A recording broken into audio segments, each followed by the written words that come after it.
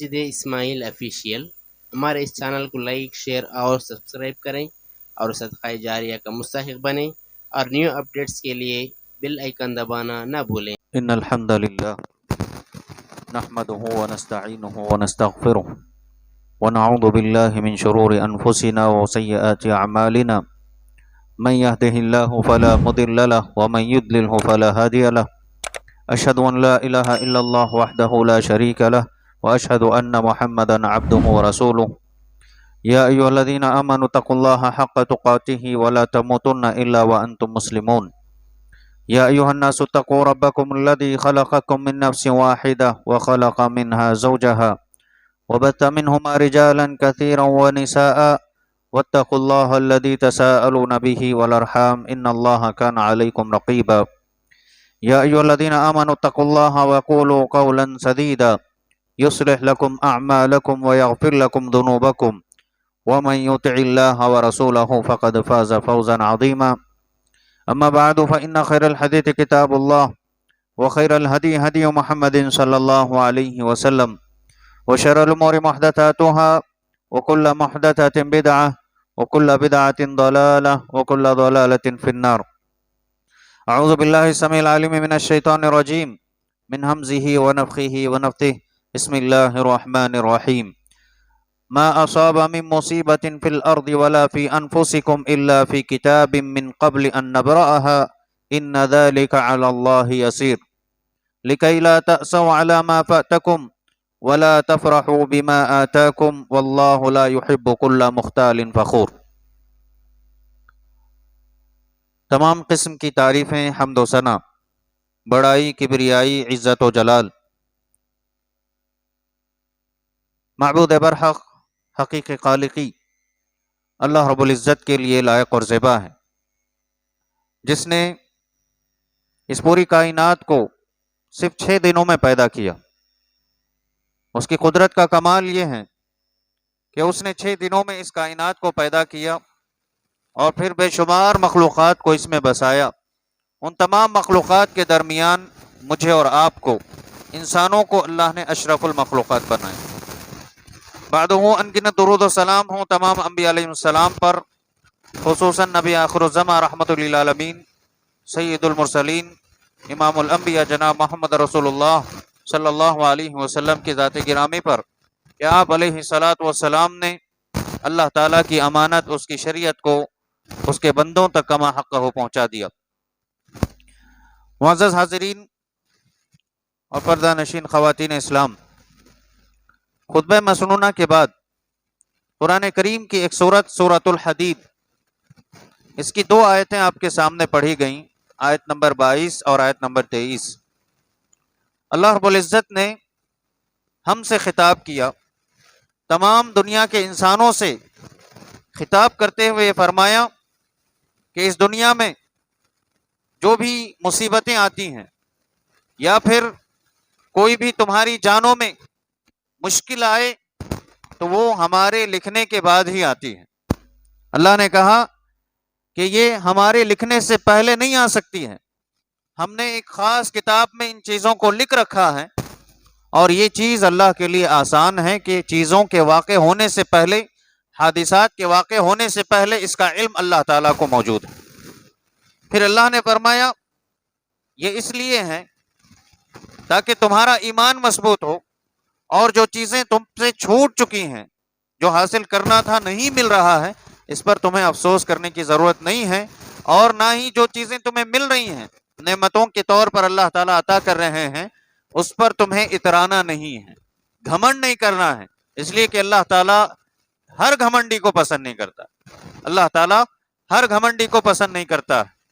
ان دونوں آیتوں میں اللہ رب العزت نے بات بتائی کہ اس زمین میں چاہے وہ قحط سالی ہو، سیلاب ہو، سوکھا پڑ جانا ہو، یا دیگر جو آسمانی اور زمینی آفتیں آتی ہیں، بہت زیادہ کہیں بارشیں ہو جائیں یا بارشیں ہی نہ ہوں، سیلاب آ جائے، ابھی جو آپ دیکھتے ہیں آس پاس جو سائیکلون کا ماحول پیدا ہوا ہے، اور کئی ایسی سٹیز، بڑے بڑے شہر متاثر ہو چکے ہیں، پانی اس قدر زیادہ آ چکا ہے کہ کاریں پانی میں ڈوبتی ہوئی جا رہی ہیں جیسے مچھلیاں ڈوبتی ہیں۔ تو یہ حالات جو بھی زندگی میں اس دنیا میں رونما ہوتے ہیں، ہمارے پاس آپ دیکھیے ایک قطرہ بھی پانی نہیں ہے، یہ اللہ تعالیٰ کا کنٹرول میں ہے، یہ اللہ کی قدرت ہے۔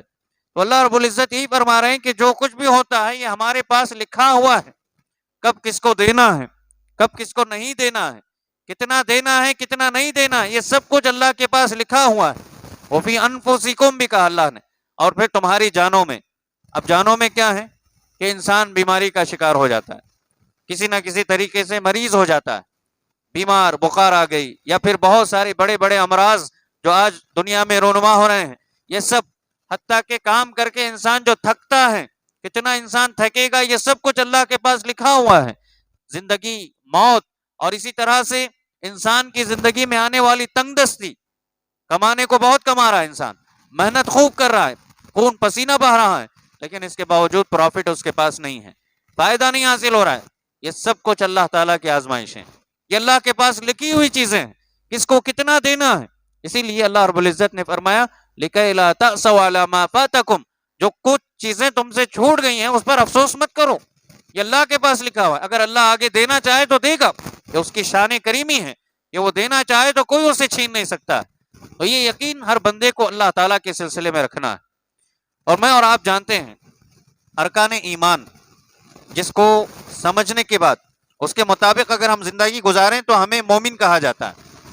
مسلمان تو ہم ہیں ہی، کیونکہ ہم کلمہ توحید لا الہ الا اللہ پڑھتے ہیں، روزانہ اذانیں سنتے ہیں، اشہد ان لا الہ الا اللہ و اشہد ان محمد رسول اللہ، یہ کلمہ پڑھ کر کے کوئی بھی غیر مسلم اسلام میں داخل ہو سکتا ہے، یہ مسلمان ہونا ہے۔ ایمان کسی کو مومن کہتے ہیں تو اس کی کیا وجہ ہے؟ اس لیے کہ ارکان ایمان یعنی ایمان کو مضبوط کرنے والی 6 چیزیں ہیں۔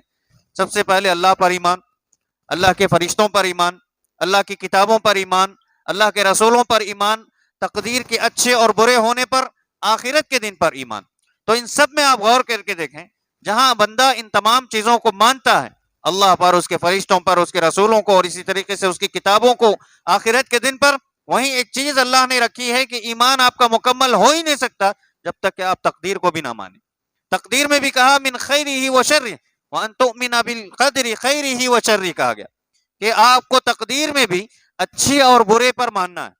صرف یہ نہیں کہ آپ کی زندگی میں اچھائیاں آ رہی ہیں، اللہ نے خوب کمائی دے دی، خوب پروفٹ دے دیا، اور تجارت اچھی چلتی جا رہی ہے، اولاد بہت زیادہ اللہ نے دی اور آپ کا اچھا اثر و رسوخ آپ کے معاشرے میں، آپ کے خاندان میں ہے، ہمیشہ خوشی رہے، ہمیشہ اچھائی رہے، یہ نہیں ہو سکتا۔ اللہ رب العزت نے فرمایا کہ جہاں آپ اچھے چیزوں پر راضی ہوتے ہو، وہیں تمہاری زندگی میں آنے والی تنگی، پریشانی، بیماری، حادثہ، ان سب پر تمہیں اطمینان کا اظہار کرنا ہے۔ اس لیے کہ ہم یہ مانتے ہیں جب اللہ پر ایمان ہمارا ہے، ایمان کی سب سے پہلی بنیادی شرط کیا ہے؟ اللہ پر ایمان رکھنا ہے۔ تو اللہ پر ایمان رکھنے کے سلسلے میں اور آپ اگر کوئی مجھ سے پوچھے، آپ سے پوچھے کہ بتاؤ آپ کا ایمان اپنے رب پر کتنا زیادہ ہے، تو ہم یہ کہتے ہیں، کہنے میں ہم ڈوٹوک انداز میں کہتے ہیں کہ اس کائنات میں جتنے درخت ہیں ان میں ایک پتا بھی اگر حرکت کرتا ہے تو وہ کس کے حکم سے؟ اللہ تعالیٰ کے حکم سے۔ اللہ کے حکم کے بغیر حرکت نہیں کر سکتا ہے۔ تو پھر ہماری زندگی میں آنے والے حادثات، پریشانیاں، یہ سب اس کی مرضی سے آئے ہیں۔ ہاں یہ الگ ہے کہ کبھی کبھار اللہ تعالیٰ آزمائش کے طور پر آتے ہیں، اور کبھی کبھی ہماری گناہوں، ہماری معصیتوں کی نحوست یہ ہوتی ہے۔ اللہ دونوں طریقے سے آزماتے ہیں۔ تو ایسی حالات میں ایک مومن بندے کو یہ اطمینان رکھنا ہے کہ جب حالات، اگر آپ نمازی ہیں، 5 وقتہ نمازی ہیں، قرآن مجید کی تلاوت کرتے ہیں، روزہ رکھتے ہیں، زکوٰۃ و خیرات ادا کرتے ہیں، اور اس طریقے سے دیگر جو عبادتیں ہیں، نیکی کے کام انجام دیتے ہیں، اس کے باوجود اگر مصیبتیں آ رہی ہیں تو شیطان یہ وسوسے ڈالنا شروع کر دیتا ہے کہ تمہارا رب تم سے ناراض ہے۔ نہیں، ایسے وقت میں انسان کو اطمینان کی سانس لینا ہے اور یہ سوچنا ہے کہ اللہ تعالیٰ، آپ یاد رکھیں ایک مومن کی زندگی میں آنے والی مصیبت بھی کبھی کبھی نعمت بن کر آتی ہے، کیونکہ اس وقت میں انسان جو دنیا کی طرف پھر گیا تھا وہ اللہ کی طرف آ جائے گا، اپنے رب کی طرف جڑ جائے گا۔ اس کا ایک ایک سجدہ پورے خشوع اور خضوع کے ساتھ ہوتا ہے۔ جب تکلیف دل میں ہوتی ہے، جب بیماری ہوتی ہے، اس وقت رب یاد آتا ہے۔ جبکہ اسلام کا مزاج ہے، اسلام نے سکھایا ہے تعرف الی اللہ فی الرخاء یعرفک فی الشدہ، کہ اے انسان تم اپنے رب کو خوشی کے عالم میں یاد کرو، اللہ نے نعمتیں دی ہیں شکر ادا کرو، اولاد دی ہے شکر ادا کرو، بیماری سے صحت عطا کی ہے شکر ادا کرو، بڑے حادثے سے اللہ نے بچایا شکر ادا کرو، یعرف کا فی شدہ، جب تم مصیبت میں رہو گے تو تمہارا رب تمہیں خود بخود یاد کر لے گا۔ اللہ اکبر۔ ہماری حالت کیا ہے؟ ہم جب خوش ہوتے ہیں بھول جاتے ہیں، معصیت پر معصیت، گناہ پر گناہ، نافرمانی، اور جب مشکل آتی ہے خود بخود اللہ کا گھر یاد آتا ہے، اللہ کی نمازیں یاد آ جاتی ہیں، اور پورے خشوع سے اللہ کا ذکر کرنے لگ جاتے ہیں۔ ٹھیک ہے، اچھی بات ہے، ایسے وقت میں بہت سارے لوگوں کے ایمان پھسل جاتے ہیں، کئی لوگ جو ہیں دوسری جگہ پہ چلے جاتے ہیں، کسی کو ڈرگ کا نشہ چڑھ جاتا ہے، کوئی میوزک سن کر کے اپنے آپ کو تسلی دے رہا ہے، کوئی شراب پی کر کے، کوئی گانجا اور بیڑی وغیرہ بری صحبتوں میں رہ کر اپنی دنیا تو تباہ کر ہی رہا ہے، آخرت بھی تباہ کرے گا۔ اس طرح حرام کی طرف بھی جا رہے ہیں۔ آئیے اللہ کی طرف آئیے، ایک ایک سجدہ بھی اللہ کے نبی علیہ الصلوۃ والسلام نے فرمایا کہ بندہ اگر سجدہ کرتے ہوئے اللہ سے دعائیں کرے تو بندہ سجدے کی حالت میں اپنے رب سے بہت زیادہ قریب ہوتا ہے۔ اقرب ما یکون العبد من ربہ وهو ساجد فاکثروا فیہن الدعاء۔ اللہ کے نبی نے فرمایا کہ بندہ اپنے رب سے سب سے زیادہ قریب، صرف یہ نہیں کہا کہ قریب، کہا اقرب، سب سے زیادہ قریب بندہ اگر اپنے رب سے اپنے رب کی قربت حاصل کرنا چاہتا ہے تو سجدوں کی کثرت کرے۔ اسی لیے اپنے صحابی کو اللہ کے نبی علیہ الصلوۃ والسلام نے یہ نصیحت کی تھی، جو آپ کی خدمت کیا کرتے تھے، تہجد کے وقت میں آپ کو پانی دینا، آپ کی ضرورتوں کو پورا کرنا۔ ایسے صحابی سے اللہ کے نبی صلی اللہ علیہ وسلم نے فرمایا تھا کہ مانگو جو مانگنا چاہتے ہو۔ میں اور آپ ہوتے تو دنیا کی بڑی بڑی بادشاہتیں مانگ لیتے، کیونکہ اللہ کے نبی کی دعائیں ضرور قبول ہوتی ہیں۔ صحابی نے کہا اے اللہ کے نبی علیہ الصلوۃ والسلام، جس طریقے سے میں اس دنیا میں آپ کی خدمت کر رہا ہوں، آخرت میں بھی آپ کی صحبت مل جائے، بس آپ کے ساتھ رہنا مل جائے، آپ کا ساتھ نصیب ہو جائے، یہ بڑی دولت ہے۔ تو اللہ کے نبی علیہ الصلوۃ والسلام نے کیا کہا؟ صرف میری دعا پر اکتفا مت کرو، فَأَعِنِّي عَلَيَّ بِكَثْرَةِ السُّجُودِ، کہا کہ تم کثرت سے سجدے کرو، یعنی نمازوں کا اہتمام کرو، یہ دعا قبول ہو جائے گی، جو خواہش تمہاری ہے وہ پوری ہو جائے گی۔ تو سجدوں میں یاد رکھیں اللہ تعالیٰ کو انسان خوشی اور خضوع سے اگر یاد کر لے تو جو سکون بندے کو حاصل ہوتا ہے، پوری مسائل انشاءاللہ حل ہو سکتے ہیں۔ قلبی اطمینان یہ اللہ تعالیٰ کی بہت بڑی نعمت ہے۔ انسان بہت زیادہ کما لے، کروڑ پتی ہو جائے، لکھ پتی ہو جائے، اس کی تمام ضرورتیں پوری ہو رہی ہیں، اس کو اپنی جگہ سے کوئی چیز اٹھا کر رکھنے کی بھی نوبت نہیں ہے، ہر وقت اس کے آگے پیچھے اس کے نوکر چاکر بھی کیوں نہ ہو جائے، لیکن اگر قلبی سکون حاصل نہ ہو، دل کا اطمینان اگر نہیں ہے، تو پوری دولت اس کے سامنے کوئی نہیں، کوئی معنی نہیں رکھتی، کوئی حیثیت نہیں رکھتی۔ اسی لیے اللہ کے نبی علیہ الصلوۃ والسلام نے کیا فرمایا؟ لیس الغنی بکثرت الارض وانما الغنی غنی النفس، کہ مالداری آ جانا یہ اصل اطمینان قلب نہیں ہے، بلکہ دل کا اطمینان ہو جانا یہ اصل مالداری ہے۔ انسان جو بھی کما رہا ہے، اسی لیے اللہ کے نبی علیہ الصلوۃ والسلام نے ایک اور مقام پر، جو صحیح مسلم کی روایت ہے، آپ نے فرمایا قد افلح من اسلم ورزق کفافا وقنعه اللہ بما آتاہ۔ تین پہلو ہیں اس حدیث کے، غور کیجیے۔ پہلی چیز اللہ کے نبی نے فرمایا تحقیق کی وہ شخص ضرور کامیاب ہو گیا جو اسلام قبول کیا، یعنی اسلام ہی میں نجات ہے، دنیا میں بھی آخرت میں بھی، اس لیے کہ اللہ نے فرمایا ان الدین عند اللہ الاسلام، اسی میں عزت ہے، اسی میں شرف ہے، اسی میں عظمت ہے، اسی میں اللہ رب العزت نے نعمتیں برکتیں اپنی مدد رکھی ہے۔ کوئی اگر اس کو چھوڑ کر کے وَمَن يَبْتَغِ غَيْرَ الْإِسْلَامِ دِينًا فَلَن يُقْبَلَ مِنْهُ وَهُوَ فِي الْآخِرَةِ مِنَ الْخَاسِرِينَ، اسلام کو چھوڑ کر کسی اور دین کو کوئی اختیار کر کے سوچے کہ عزت مجھے ملے گی، شہرت ملے گی، مالداری ملے گی، یاد رکھیں یہ دھوکہ ہے، صرف یہ نفس کا، شیطان کا دھوکہ ہے، اس دنیا میں بھی تباہ، آخرت میں بھی اللہ نے فرمایا وَهُوَ فِي الْآخِرَةِ مِنَ الْخَاسِرِينَ، آخرت میں بھی وہ نقصان اٹھانے والا ہے۔ تو ایسی صورت میں اللہ کے نبی نے فرمایا جو اسلام قبول کیا، یاد رکھیے بہت بڑی نعمت ہے جو اللہ نے ہمیں عطا کی ہے۔ پھر اس کے بعد وَرُزِقَ كَفَافًا، اور وہ شخص بھی کامیاب ہے جسے اس کی ضرورتیں پوری ہونے کی کا رزق اللہ دے دے، جتنا اسے چاہیے اگر اللہ نے اتنا دے دیا ہے، اور وَقَنَّعَهُ اللَّهُ بِمَا آتَاهُ، اور دینے کے بعد اللہ تعالیٰ اس کے دل کو مطمئن کر دے۔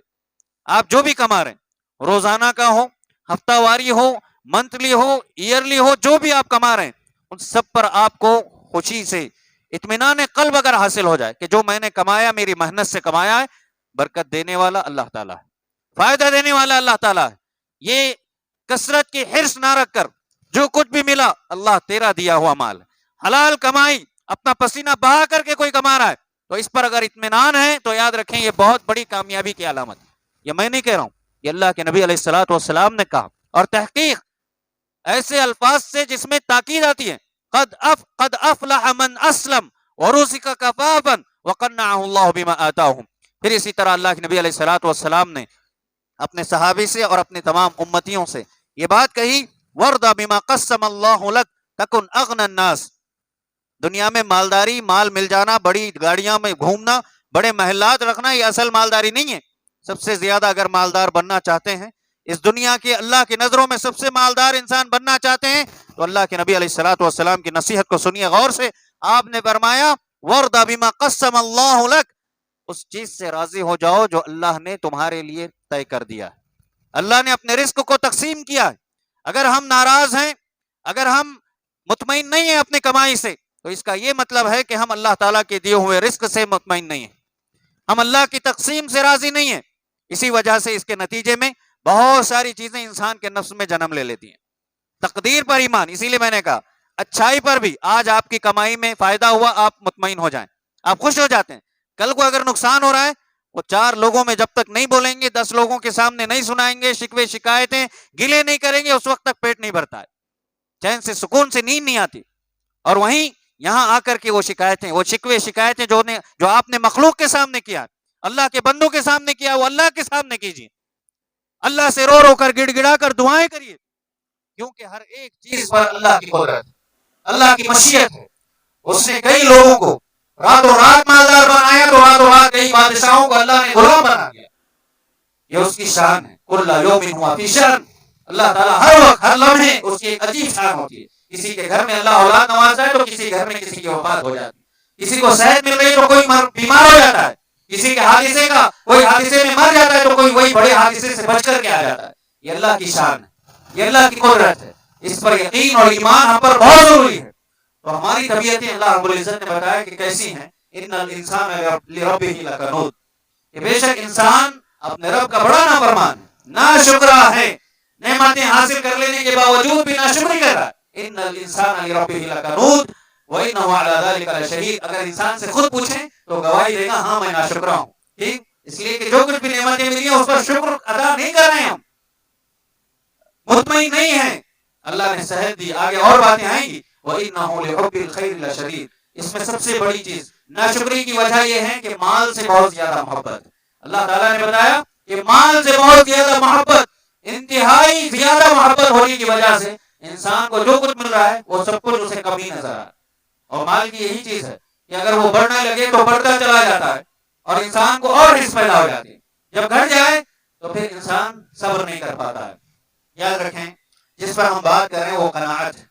انسان کے دل کو اطمینان اور سکون عطا کرنے والی چیز قناعت ہے، یعنی جو اللہ نے دیا اس پر راضی ہو جانا. اہل علم نے اس کو 3 طریقے سے سمجھایا. پہلی چیز یہ کہ جو کچھ آپ کے پاس موجود ہے اس سے آپ بے نیاز ہو جائیں. اب جو نہیں ہے اس کی حرص نہیں پیدا کرنا ہے. دل میں جو آپ کو نہیں ملا ہے اس کی حرص نہیں پیدا کرنا ہے. یہ خواہ کہ ہواؤں میں جو خیالات پڑتا ہے، کوئی بولے اگر کہ میں پانی کا محل بناؤں گا، آپ بولیں گے کہ خیالی پلاؤ ہے، یہ نہیں ہو سکتا. ایسی جو آپ کو مل گیا اس پر راضی ہو جائے گی، جو نہیں ہے اس کے خیالات کو مت لائیے اپنے ذہن میں، راضی ہو جائے گی، اللہ اور نوازے گا. شکر ادا کیجیے، اللہ اور نوازیں گے. پھر دوسری چیز بتاتے ہیں کہ حلال میں مطمئن ہو جائے انسان. جو بھی کاروبار تجارت معاملات کر رہا ہے وہ حلال ہو، کم ہی ہو، کوئی مسئلہ نہیں. حلال کو پوری عزت اور فخر کے ساتھ جیے. آپ پورے فخر سے کھا سکتے ہیں اس والے کو جو حلال کا، ورنہ حرام اپنے ساتھ کئی مسائل، پریشانیاں، مصیبتیں، بیماریاں لے کر کے آتا ہے. اسی لیے کہتے ہیں کہ قناعت میں یہ چیز ہے کہ جو آپ کما رہے ہیں وہ حلال کے ساتھ کما رہے ہیں تو حلال میں ہی رہیے، حرام کی طرف مت جائیے. اور تیسری چیز بتاتے ہیں کہ دل کو رضامندی سکھلانے کی ضرورت ہے. یہ دل، اس کو عربی میں قلب کہتے ہیں، یہ پلٹتا رہتا ہے. صبح میں ایک خیال، دوپہر ہوتے ہوتے ایک اور خیال، شام ہوتے ہوتے پھر بدل جاتا ہے. یہ بدلنے والی کیفیت کو انسان کو چاہیے کہ جیسے پیپر پھڑپھڑانے لگے اگر ہوا کی وجہ سے تو آپ اس پر پتھر کو رکھ دیتے ہیں، ایسے ہی اس یقین کو مضبوط کر کے اس دل پر رکھ دیجیے کہ جو کچھ مجھے مل رہا ہے وہ میرے رب کی طرف سے مل رہا ہے. وہ اپنی شان کریمہ سے نوازتا ہے تو مجھے مانگنا ہے تو اسی سے مانگنا ہے. اگر کم ہو جائے تب بھی مجھے رضامندی کا اظہار کرنا ہے، کیونکہ میرا رب نے مجھے نہیں دینا چاہا تو وہ نہیں دے گا. خواہ کے خیالات پیدا کر کے شیطانی وسوسوں کا شکار ہو کر حرام کے راستے سوچنے لگ جانا، یہ بہت بڑی تباہی ہے، بربادی ہے. اس لحاظ سے اللہ کے نبی علیہ الصلوۃ والسلام نے ایک بہترین نصیحت کی اور بہترین اطمینان والی یہ کیفیت اللہ کے نبی صلی اللہ علیہ وسلم نے سمجھائی، من اصبح منکم آمنا فی سربہ معافا فی جسدہ عنده قوت یومہ فکأنما حیزت لہ دنیا. یاد رکھیے اس حدیث کے الفاظ پر غور کیجیے اور ہر ایک اپنے بارے میں سوچے کہ مجھے یہ نعمت ملی ہے کہ نہیں ملی. اللہ کے نبی علیہ الصلوۃ والسلام نے فرمایا کہ تم میں سے جو شخص بھی صبح اس حالت میں کرے کہ وہ اپنے گھر میں مطمئن آرام سے نیند کر کے اٹھا ہے پورے اطمینان و سکون سے. ابھی جو فلسطین کے حالات آئے اور دیگر حالات جہاں آپ چنئی وغیرہ کے حالات دیکھیں، کوئی اطمینان سے سویا ہوگا؟ کیسے حالات نہیں ہوں گے کب بم گرے گا، کب بمباری ہوگی، کب نقصان ہوگا، کون ختم ہو جائے گا، یہ بے چینی اضطرابی کیفیت جو تھی، پھر بھی انہوں نے جو ایمان کا مظاہرہ کیا وہ دنیا کے لیے مثال. تو لہٰذا اللہ کے نبی نے کیا فرمایا صلی اللہ علیہ وسلم کہ تم میں سے جو بھی صبح اس حال میں کرے کہ اطمینان سے نیند کر کے اٹھ گئے، اس کے بعد معافا فی جسدہ، کوئی بیماری بھی نہیں ہے، صحت مندی کے ساتھ آرام سے اٹھے ہیں، پوری طاقت و قوت جو تھی آپ کی وہی باقی ہے، عنده قوت یومی. پھر آپ نے فرمایا کہ اس ایک دن کا پورا رزق اس کے پاس ہے، آرام سے کھا سکتا ہے اس پورے دن کا. ایک دن کی بات اللہ کے نبی نے کہی، وَكَأَنَّمَا حِيزَتْ لَهُ الدُّنْيَا. اللہ کے نبی نے فرمایا کہ یہ دنیا کا بادشاہ ہے، ایسا شخص دنیا کا بادشاہ ہے. یعنی اس کا یہ مطلب ہوا کہ پوری دنیا سمیٹ کر گویا اللہ نے اسے ہی دے دیے. اطمینان و سکون کے لیے دنیا ترس رہی ہے. کتنے ایسے کانفرنس عالمی مقام پر ہو رہے ہیں کہ کیسے اطمینان و سکون آئے. جرائم ختم ہوں گے تو اطمینان و سکون ہوگا، حرام کاری ختم ہو جائے تو اطمینان و سکون ملے گا، شرک و بدعات سے توبہ کر لیں گے تو اطمینان و سکون ملے گا. یاد رکھیں اطمینان کے لیے دنیا ترس رہی ہے. اگر اللہ نے آپ کو اطمینان آپ کے گھر میں دیا ہے تو آپ گھر کے بادشاہ ہیں، اس دنیا کے بادشاہ ہیں. آپ نے اللہ نے آپ کو صحت دی ہے تو جائیے ہاسپٹل کا دورہ کر کے آئیے. کئی ایسے بیمار ہیں جو ترس رہے ہیں اپنی صحت کے لیے، گولیاں کھا کھا کر کے تھک چکے ہیں، راتوں کو نیند نہیں ہے، دن کو سکون نہیں ہے. اگر آپ کو اللہ نے صحت دی ہے تو اللہ کا شکر ادا کریں. اور اگر ایک وقت کا کھانا آپ کے پاس میسر ہے، ایسے کو دیکھیے جو روٹی کے لیے ترس رہا ہے، جس کے پاس کچھ نہیں ہے. تو لہٰذا یہ نعمتیں ہیں، اس کی شکر گزاری اللہ کے سامنے ہمیں کرنی چاہیے. اب قناعت نہ ہونے کی وجہ سے، جیسے میں نے کہا کہ اگر دل مطمئن نہیں ہے تو انسان وہی جو ہوا میں پھڑپڑانے والا پیپر ہے ویسے ہی پھڑپڑائے گا. حلال سے اطمینان نہیں تو حرام میں کودے گا. جو ملا ہے اس پہ اطمینان نہیں ہے تو جو نہیں ملا اس کے بارے میں سوچ سوچ کر کے راتوں کی نیند حرام کر لے گا. اور اتنا ہی نہیں، اس کا اثر ہمارے معاشرے پر کیا ہوگا. ایک مالدار جس کے پاس ایک غریب اگر کام کرتا ہے، اپنی محنت مزدوری کر رہا ہے، تو ایک مالدار اگر غریب کو ستا رہا ہے تو اپنا خاندانی حق سمجھ کے ستا رہا ہے. اس کی تنخواہ نہ دینا وقت پر، اس کو ڈیلے کرتے چلے جانا. اور وہیں ایک غریب بھی اپنا پیدائشی حق سمجھ کر کے مالدار کو لوٹ رہا ہے، دھوکہ دے رہا ہے. تجارت میں لے لیں، معاملات میں لے لیں، بہت ساری چیزوں میں لے لیں. یہ حالات جو بگڑ رہے ہیں ہمارے معاشرے میں، لوگ یہ سمجھتے ہیں کہ ہم نے بہت اچھی ٹرک چلائی. اگر زیادہ کسی سے لوٹ لیا، معلوم ہے دھوکہ دے رہا ہے. چیز جو بیچ رہا ہے وہ اس کی وہ صفات نہیں ہے جو وہ بیان کر کے بیچ رہا ہے، لیکن اگر اسے زیادہ مل جائے تو سمجھتا ہے کہ آج میں نے کمال کر دیا. اگر دھوکے دہی سے کمائی ہوئی دولت ہے تو زیادہ دن ٹکنے والی نہیں ہے. غور کیجیے، زندگی کے حالات میں غور کیجیے. کہیں بھی اگر غلطی ہوگی، چوک ہو گئی، کیا اللہ کو نہیں معلوم ہے؟ اس کا نتیجہ ضرور بھگتنے کے لیے تیار رہیے. اگر آپ نے کسی کو دھوکہ دیا ہے، کسی اور کو انتظار کیجیے، آپ کو کوئی دھوکہ دینے والا تیار. اگر آپ نے کسی سے جھوٹ کہا ہے، انتظار کیجیے آپ سے کوئی جھوٹ بولنے والا تیار ہے. یہ حالات ہیں زندگی کے، بگڑتے ہیں ہماری نیت کی وجہ سے. اللہ کے نبی علیہ الصلوۃ والسلام نے فرمایا انما الاعمال بالنیات. آپ جو بھی عمل کر رہے ہیں نیت پر سب سے اہم بات. آپ اگر کسی کی خدمت کر رہے ہیں، ظاہری محبت تو ظاہر کر رہے ہیں، لیکن دل سے اگر نفرت ہے دل میں، آپ کی وہ محنت، وہ کوشش سب بیکار، سب رہے گا. اس کا اجر و ثواب بھی نہیں ملے گا، کیونکہ نیتیں اور دلوں کی کیفیت اللہ تعالیٰ جاننے والے ہیں، اچھی طریقے سے اللہ جانتے ہیں. تو اس طریقے سے ہمیں سمجھنا چاہیے کہ ہمارے حالات کو ہم درست اگر کرنا چاہتے ہیں تو سب سے پہلے دل کو اطمینان سکھانے کی ضرورت ہے، اس کو امانت داری سکھانے کی ضرورت ہے، اطمینان سکھانے کی ضرورت ہے. اللہ کی نعمتوں پر راضی ہونا سکھانا چاہیے، تبھی جا کر کے آپ کی زندگی کے حالات درست ہو جائیں گے. اور کئی ایسے واقعی مثالیں نبی کریم صلی اللہ علیہ وسلم کی زندگی سے اگر آپ دیکھیں، خود عائشہ رضی اللہ عنہ، بیوی تو جھوٹ نہیں بول سکتی. اللہ کے نبی علیہ الصلوۃ والسلام کے گھر کے حالات بیان کرتے ہوئے عائشہ رضی اللہ عنہ فرماتی ہیں لقد مات رسول اللہ صلی اللہ علیہ وسلم. جب نبی کا نام آئے تو براہ کرم صلی اللہ علیہ وسلم پڑھا کریں. ایک مرتبہ ہم پڑھتے ہیں، اللہ کی طرف سے 10 رحمتیں نازل ہوتی ہیں. گناہ معاف ہوتے ہیں. اللہ اکبر. تو جب بھی اللہ کے نبی کا نام آپ سنیں پڑھیں تو ضرور صلی اللہ علیہ وسلم کریں. تو عائشہ رضی اللہ عنہ کہتی ہیں لقد مات رسول اللہ صلی اللہ علیہ وسلم وما شبع من خبز وزيت في يوم واحد مرتين. کہ اللہ کے نبی علیہ الصلوۃ والسلام کی وفات تو ہو گئی لیکن کوئی ایسا دن آپ کی زندگی میں نہیں گزرا کہ ایک ہی دن میں آپ دو مرتبہ روٹی اور کسی تیل یعنی سالن آپ کو نصیب ہوا ہو. ایک ہی دن میں دو مرتبہ آپ روٹی اور سالن ایک ساتھ کھائے ہو ایسا کوئی دن آپ کی زندگی میں نہیں گزرا. یہ نبی کی حالت. امام الانبیاء سید المرسلین رحمت للعالمین میرے اور آپ کے نبی کے گھر کی حالت. قناعت پسند اسی میں کہتے ہیں. کیا جگر رہا ہوگا. نہ ملے تب بھی راضی, ملے تب بھی راضی. اسی لیے آپ فجر کی نماز ادا کرنے کے بعد جب گھر پہنچتے اپنی ازواج اور بیویوں سے پوچھتے کھانے کے لیے کچھ ہے, اندر سے جواب آتا ہے تو کہتے آج میں نے نفل روزے کی نیت کی تھی, نفل روزے کی نیت کی تھی, ٹھیک ہے کھا لیتا ہوں. اور اگر آ کر یہ جواب ملتا کہ کھانے کے لیے کچھ نہیں ہے تو کہتے کہ آج میں روزہ رکھ لوں گا. اللہ اکبر. یہ صفت اللہ کے نبی علیہ الصلوۃ والسلام کی زندگی کا معمول سبق ہے اس میں.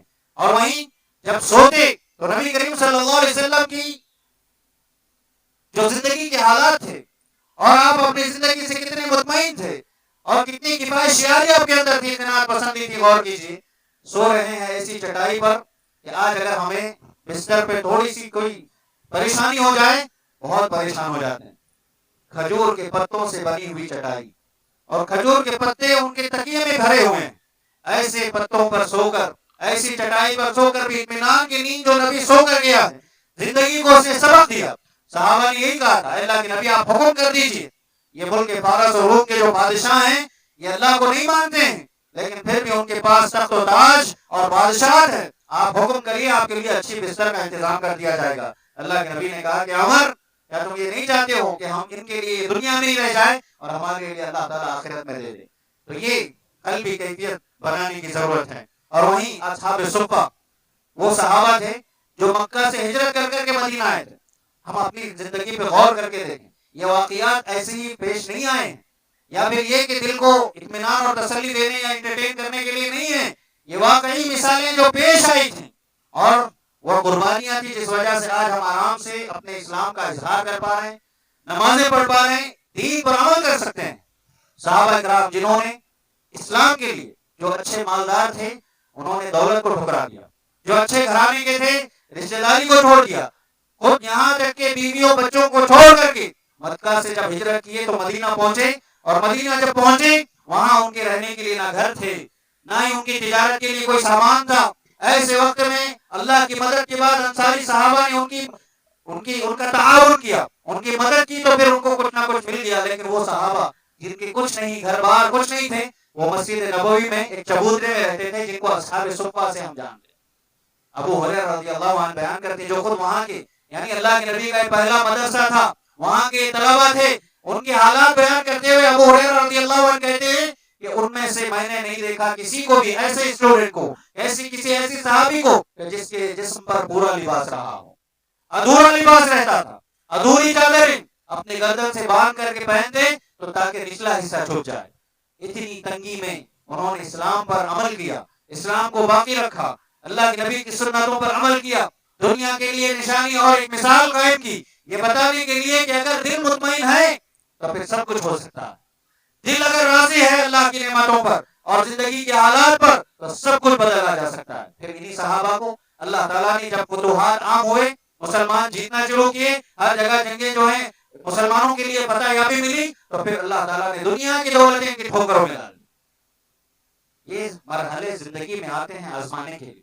ایسے میں راضی ہونا سیکھیے, اللہ کی تقدیر سے راضی ہونا ضروری ہے. اسی لیے حسن بصری رحمۃ اللہ علیہ کہا کرتے تھے کہ تمہارے کمزور ایمان کی علامت یہ ہے کہ اگر آج تمہارے پاس کوئی پلان ہے, پیسہ ہے, دولت ہے, پراپرٹی ہے, تم یہ سوچنے لگو کہ یہ اللہ کے فیصلے سے بہتر ہے, یعنی اللہ جو مجھے دے گا اس سے بہتر میری صلاحیت ہے, میری نالج ہے, میرے پاس جو اسٹرکچر ہے, میرا جو پلان ہے یہ سب سے بہتر ہے, اور اللہ کے پلان سے بھی بہتر سمجھنے لگ جائے تو سمجھ لو کہ تمہارا ایمان بڑا کمزور.